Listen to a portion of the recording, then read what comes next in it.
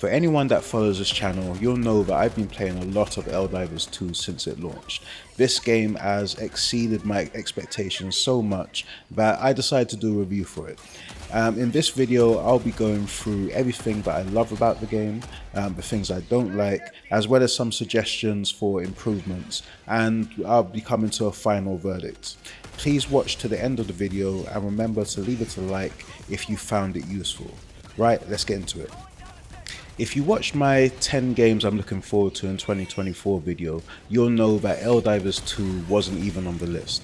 That's not because I wasn't interested in the game, but because it's a co-op game and I don't have a crew to play with. So this initially put me off buying the game, but for every advert I saw, it got me more and more interested, especially when I saw that this was basically a Starship Troopers game.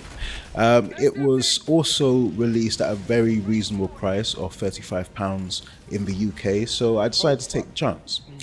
Helldivers 2 is a third-person PvE shooter, playable solo or up to 4 players in your squad. You play as Marines taking part in a galactic war, spreading democracy for Super Earth across alien planets that Super Earth have invaded. Yes, the story is as ridiculous as it sounds, and I love it. The ridiculous story is one of the reasons why this game has gone viral since it launched. When you start the game, you're shown a very funny intro, and then you're given the most basic of basic training. And then it's to your ship where you'll launch your first mission. You select which planet you want to Helldive to from the war map, and this also tells you what type of missions you'll need to do on each section of the planet.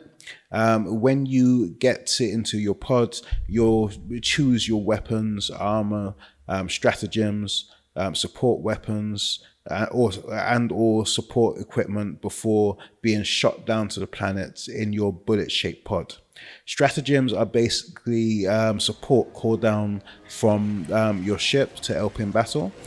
Things like orbital strikes, napalm strikes, a giant laser to help with the tougher enemies, and a 500 kg bomb.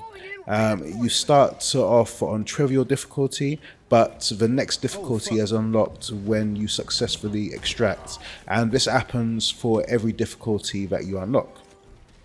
There are 9 difficulties in this game: trivial, easy, medium, challenging, hard, extreme, suicide mission, impossible, and Helldive.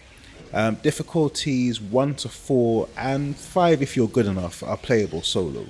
Anything higher than that requires a team, or you'll likely get completely destroyed. The higher the difficulty, the more intense the encounters are, but the higher the reward. When you select a section of the planet to dive to, you're given 3 missions on that sector, and you're given medals for completing the mission objectives. The number of medals you get will increase for each of the 3 missions you complete. When deploying, it's best to get the mission objectives completed first, and then use the remainder of the time to clear up the rest of the map. That way it still counts as mission complete if you fail to extract. Medals are essential for the war bond system, which I'll talk about later, but it's not the only thing that you're after on these missions. Samples are needed to upgrade your ship, and the upgrades will make your life easier in battle. I'm talking about things like cooldown times for your stratagems and support items, and increased firepower for them. You find samples when searching the map, and they can also be found when wiping out bug holes and nests. There are common samples, which are found on trivial, easy, and medium difficulties. You can find rare samples, which are found on challenging, hard, and extreme difficulties, and you have to successfully extract with them for them to count. When you die, you drop the samples in a vial, which can be collected by you after respawning or by a team member. The total number of samples is given to each member of the team, not divided between the team, but actually given to each member. So say for example, if you extract with 10 common samples and 7 rare, each team member will get the 10 common samples and 7 rare. If you fail to pick these up before extracting, you get nothing. This has happened to me quite a few times and can be extremely frustrating if it's the result of some members of the team not playing as a team. I mentioned the common and rare samples, but there's a third type, the super samples. These are only found in the three hardest difficulties: Suicide Mission, Impossible, and Helldive. These are needed for the best upgrades on the ship and are needed if you plan on going for that platinum trophy. But teamwork is essential for these difficulties. If you're playing with friends, cool. But if you're playing with randoms, it may be better to start off on extreme and then ask them if they want to move up to suicide mission if you manage to find yourself in a decent team. Now, the reason why Helldivers 2 is so popular is because the gameplay is so much fun and very addictive. Every gun feels unique, and this is definitely helped by the game taking full advantage of the DualSense features. You feel every shot through the adaptive triggers, every explosion, and every hit by a charger. This is the first game for a while to actually drain my controller's battery in just a few hours. It's actually the best use of the DualSense that I've seen since Returnal. There's also a good selection of weapons. You'll start off with an AR-23 Liberator assault rifle, P2 Peacemaker pistol, and machine gun support weapon, which can be called down from your ship. And then you'll be able to unlock new weapons the more you play. These weapons include new assault rifles, submachine gun, marksman rifles, shotguns, and energy guns, as well as new types of grenades. You can unlock new support weapons like the single-use anti-tank rocket launchers, flamethrower, and a railgun.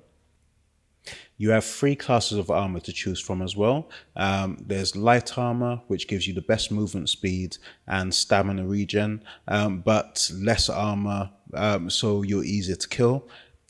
Medium, which has more armor, but you're a little slower, and heavy, which has the slowest speed and stamina, but you can take more damage due to the increased armor. Each armor you equip has different perks, such as preventing bleeding, or increased throw range, and even increased limb health. Limb health is actually important because you will get injured limbs when being attacked, impeding your movement. For example, running away from bugs with an injured leg will seriously slow you down, and you'll need to heal if you want to get away quickly. I've been playing with mostly medium gear so that I can run fast enough, but can take a few more hits before death. You get a satisfying effect from the enemies when you shoot them. When shooting bugs, you'll see green goo explode from their bodies. If the bug has a heavy shell, you'll need to use a capable weapon for the job, and you'll see their shell explode to reveal an exposed part of their body, which will take more damage. You need to be quick thinking in battle because some weapons will have zero effect on some enemies. For example, your assault rifles and shotguns will be effective against most standard enemies, but if you shoot a charger with it, the bullets will just bounce off the shell. They actually put the charger's weak spot on its ass, so you have to love the sense of humor of these devs. So because normal bullets will bounce off the shell, you can call down a support weapon, like an anti-tank rocket or railgun. Well, before it got nerfed anyway. Or even the flamethrower will deal with a charger for you. If you get desperate, you can try, and throw a beacon for resupply on top of the charger, and if successful, it will result in an instant kill. Friendly fire is also switched on in this game, so you have to be careful not to kill your teammates, especially since you only have a limited amount of respawns, which are called reinforcements in this game. When you run out of reinforcements, whoever is the last person standing needs to stay alive for a couple minutes before an additional reinforcement is made available. Plus, you're working against the clock, and if you run out of time, you won't be able to call in any stratagems, reinforcements, or support items. you will get bombarded by enemies as well, right? They will come for you and send everything they've got, sometimes when you least expect it, at least on extreme difficulty and above anyway. There have been times when my squad have tried to avoid enemy hordes only to be spotted by one bug. That bug will throw up a signal and then a whole army of these bastards will come for us. And that's not even when doing an objective, that's just on the way to a mission. And you know, the odds that get sent after you are more intense when doing missions, and the ones that get sent after you when doing extraction have provided some of the most epic gameplay that I've seen in this game. Although this is a third-person game, you can switch to first-person whenever you want to for extra accuracy, just by pressing down on the right stick. The stratagems are pretty much essential for survival in this game, because when things get intense, you're going to need to wipe out as many as you can as fast as you can. And the explosions that they cause can provide some of the most cinematic experiences in this game.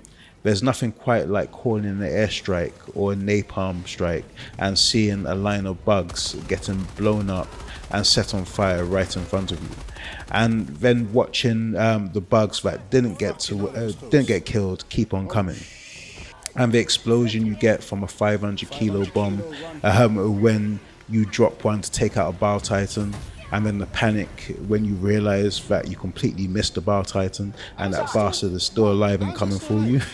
As for the orbital laser, that thing will follow the heaviest targets until it's dead, and it saved my ass quite a few times.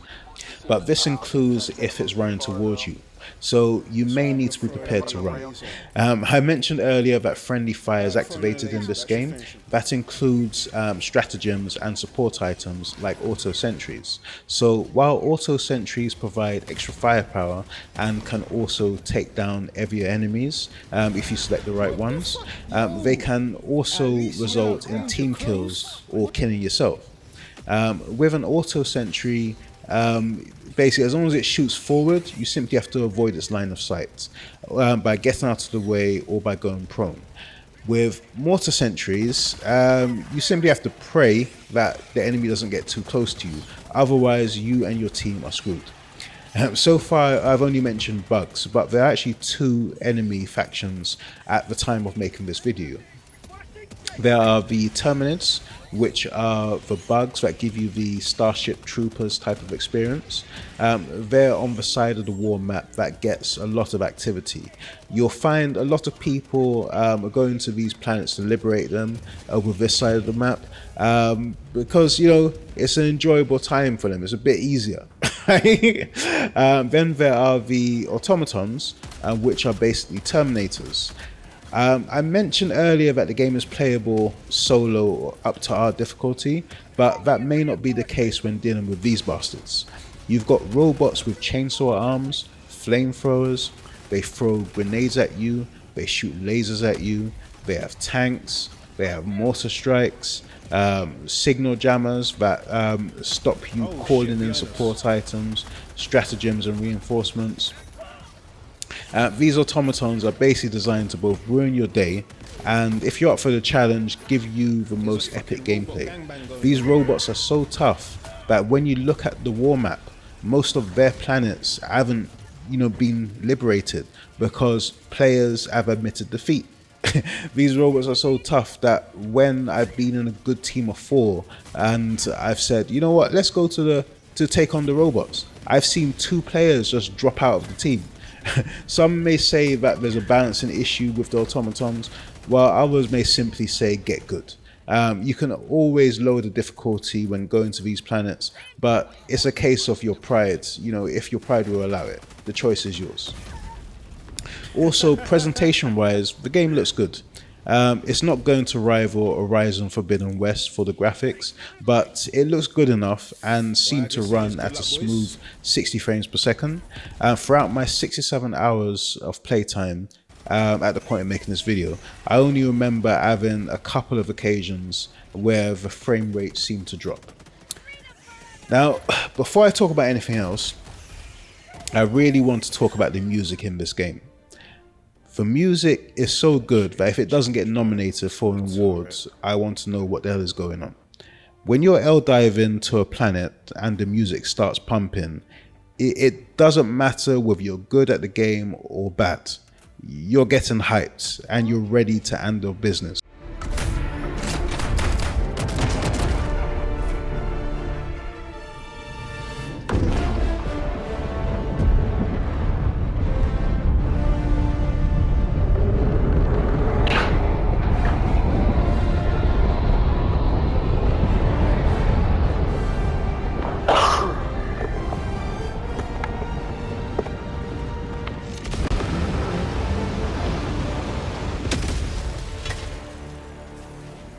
Oh man, we landed in the rough spot. It's not just the music while diving, but the well-placed music throughout every encounter in the game, right up to what's played when defending the extraction zone.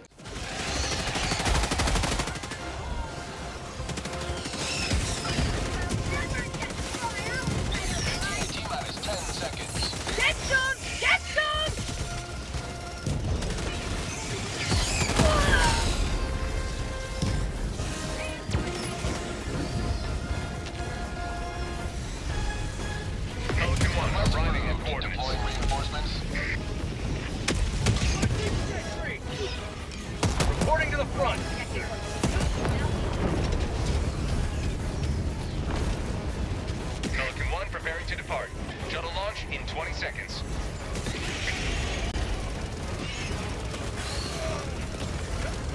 Extraction complete. Pelican 1 beginning ascent.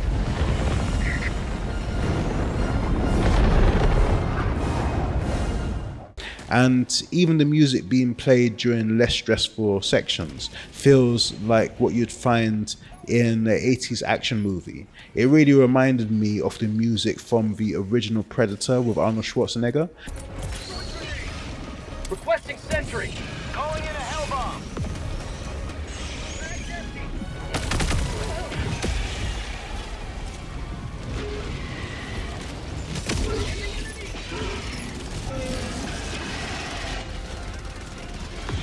Yeah, just gotta stand back and let the sentries do the work. Oh shit.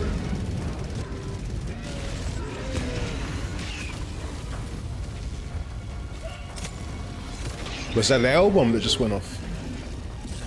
And the sound of every explosion matched with the visuals on this screen, on the screen is so amazing. Because I've been streaming and making other content for this game, I've mostly been playing with a headset on, so it sounded even better. Helldivers 2 is a live service game. Yeah, I know, everybody online says they hate live service games. Well, this is always the case until a decent live service game releases. Then they forget everything that they were previously saying. Okay, so Helldivers 2 is a live service game, but they seem to have the most consumer-friendly live service strategy that I've seen, and a unique way of rolling out new gear. Let's first talk about the War Bonds. War Bonds is where you unlock new weapons, armor, and team boosters, such as extra stims and full ammo when you Helldive.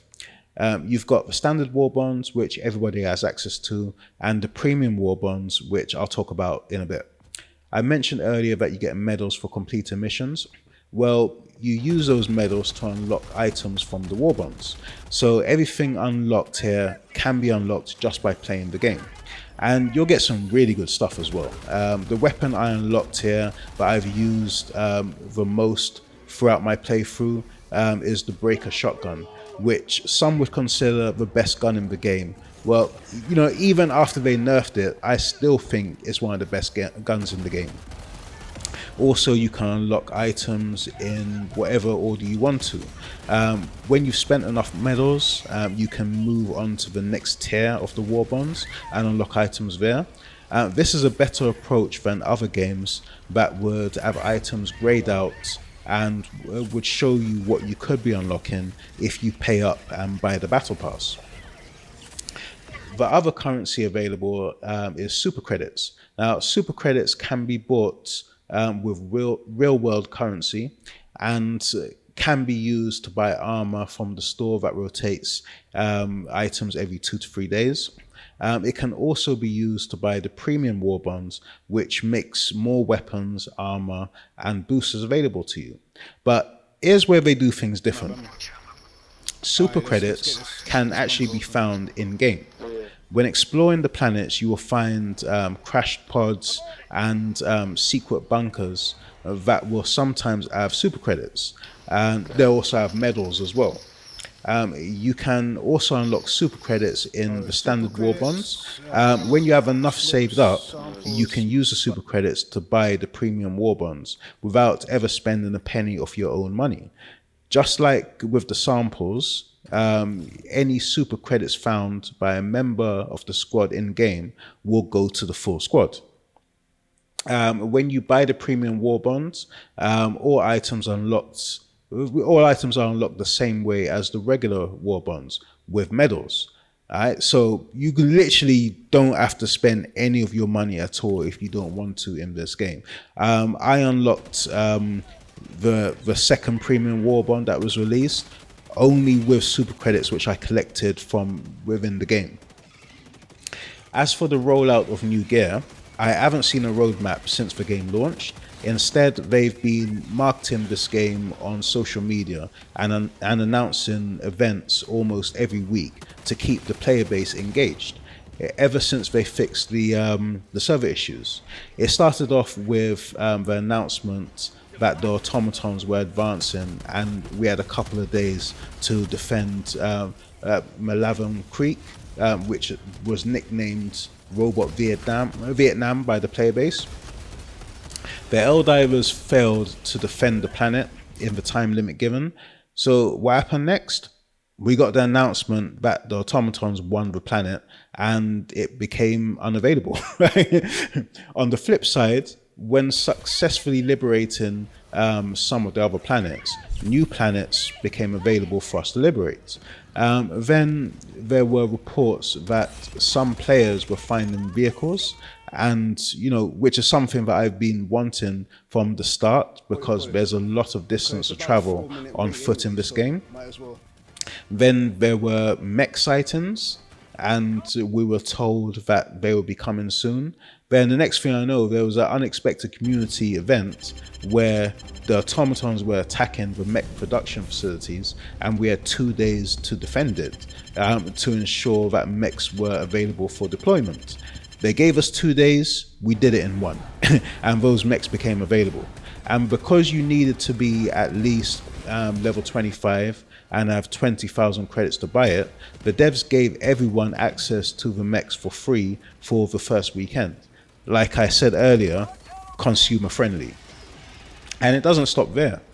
We've had weather effects on certain planets, like ion storms that block communication to your ship, meteor showers, and fire tornadoes. And again, these are just randomly popping up that people will share on social media that they're playing the game and they experience this, which gets us wanting to come back and play it some more.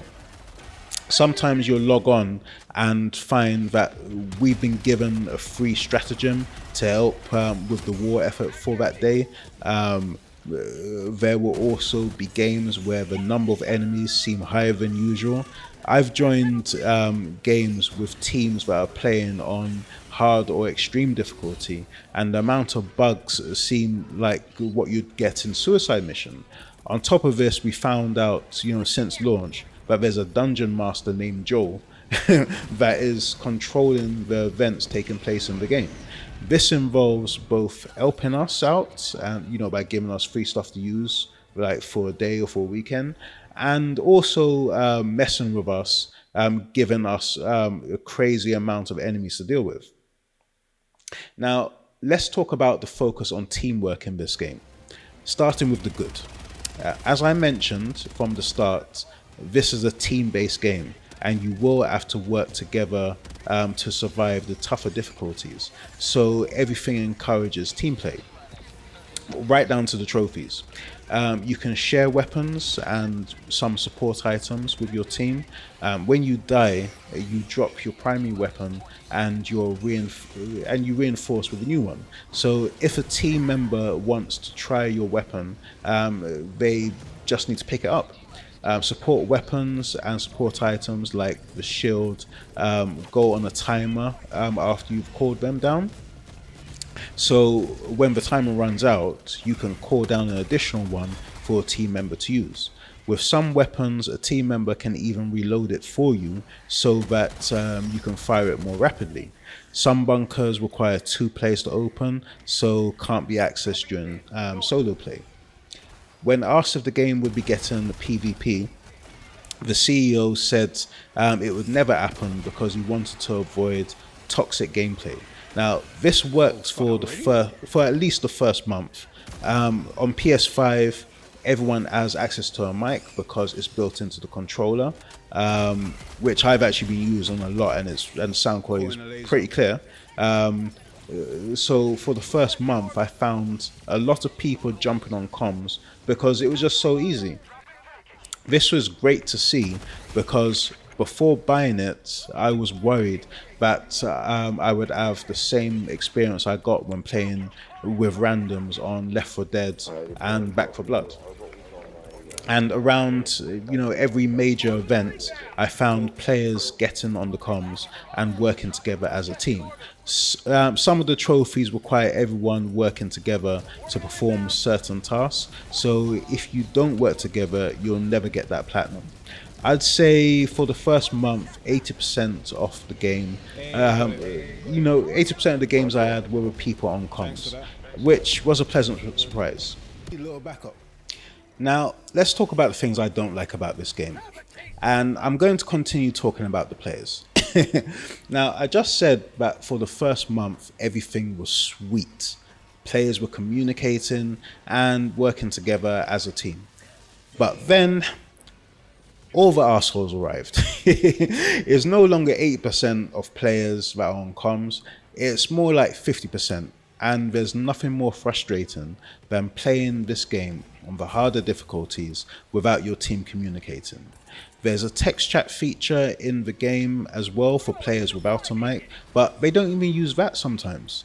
I've had games where I've managed to reinforce teammates who have died, and I've collected all their samples, only to find that they've run off and left me to deal with a bug gangbang. This results in me getting killed and losing all samples that had been collected throughout the game. Yeah, like I said, I had all the samples. I had 16 common and 11 rare that you guys dropped. Request approved. Deploying reinforcements. That's what happens when you don't stick together. Now, most of the time, it's a case of the players not having a mic. But, I've had some occasions where gamers on PC say that they're talking, but the sound isn't coming through. It may be an issue with cross-platform party chat between PlayStation and PC. Another annoying thing that's happened a lot recently is players dropping out of the game. They will join a suicide mission game, which is supposed to be tough. The clue's in the name, suicide mission. But the moment things get tough, they drop out, making the remainder of the game unplayable. Some will do this early on in the game, and some will wait until you call in extraction before dropping out. The last time this happened, I got so pissed off that I switched off the game. Another thing I've been hearing about recently as well is low-level players getting kicked because they don't have, good enough gear or good enough weapons, because obviously they're just starting out. Basically, the honeymoon period has ended and the dickheads have arrived, and they're bringing toxicity to a game that previously wasn't toxic. These are the people that have grinded to level 50 and now think that they are, elite. They're the elite gamers of this game. I've even had some of these people comment on some of my videos, and trust me, I responded to them accordingly. There are some solutions that could solve these issues. First of all, add some more options to the matchmaking settings. I would love to be able to only match with players that have an active mic. I don't know if it's possible, but having an option to join Discord would also be great. Also, if there is an issue with cross-platform party chat, this needs to be looked at. For the players that drop out of games, we need some penalties. And I'm not talking about the players who suffer game crashes. I mean the players that literally drop out of the games, right? We need, a penalty for deserters, like not allowing them to match make or join another game for 5, 10, even 15 minutes after quitting. I think Gears 5 did something similar when it launched, and it was quite effective. Maybe also reduce XP, if they leave the game early. For the new players getting kicked, it's a bit trickier. The only way I can think of to prevent yourself getting kicked is to host your own games until you get to a high enough level, and then if you want to, you can join other randoms through matchmaking. Also, I do occasionally experience some game crashes. It doesn't happen often, but when it does happen, it's when I'm in a good team or in a good game. Now it's time for the verdict. Helldivers 2 is a fun, addictive co-op shooter that exceeded my expectations. Arrowhead have, a great approach to live service games, and the events that they keep adding into the game, plus new enemies and new equipment, it makes me want to keep coming back for more. I think the reason why Helldivers 2 is so great is that it has so many coffee room moments. Now, let me explain. Do you remember a time where you'd play a multiplayer game, and then when you go into work, you'd be talking to your friends about it in the coffee room, and same with kids when they go into school, they'd be talking to their mates in the classroom or in the canteen, about their epic moments that you experienced in the game. It's been a long time since any game, has had this for me, because when I'm playing games like COD, I'm not really gonna go in and just talk about the kill streaks I got. There's nothing there's nothing really much to talk about. Games back in the day like Gears of War 2 multiplayer and Battlefield 3 used to have a lot of these moments. Battlefield used to have the Only in Battlefield videos, which were great for showing off some of the crazy shit you could do in the game that made it unique, from Call of Duty. Helldivers 2 is definitely one of those games that give you a unique cinematic, batshit crazy moment, experience that you just want to talk about. On top of this, people have been displaying some of the crazy shit that's happened to them on social media, which made more and more people want to check it out, because it basically went viral on TikTok, on Twitter, YouTube, everywhere. Most of the dislikes with the game were how some of the high-level members of the community are acting in the game now, and not the game itself. Even the 2 weeks of server issues at the start of the game didn't, it wasn't enough to kill this game. In fact, the server issues were caused because of the game's popularity and how gamers were airing about it and wanted to check it out for themselves. Because of the low price of entry, I wasn't too, upset by the server issues, and I had a bit more patience. But this could have been avoided if they had, launched an open beta before the game released, and also done some server stress tests. It is better played with friends, but if you manage to get a good team of randoms that are on the mic, you'll still have a great time. One thing I suggest is start sending out those friend requests when you get a good player in your team.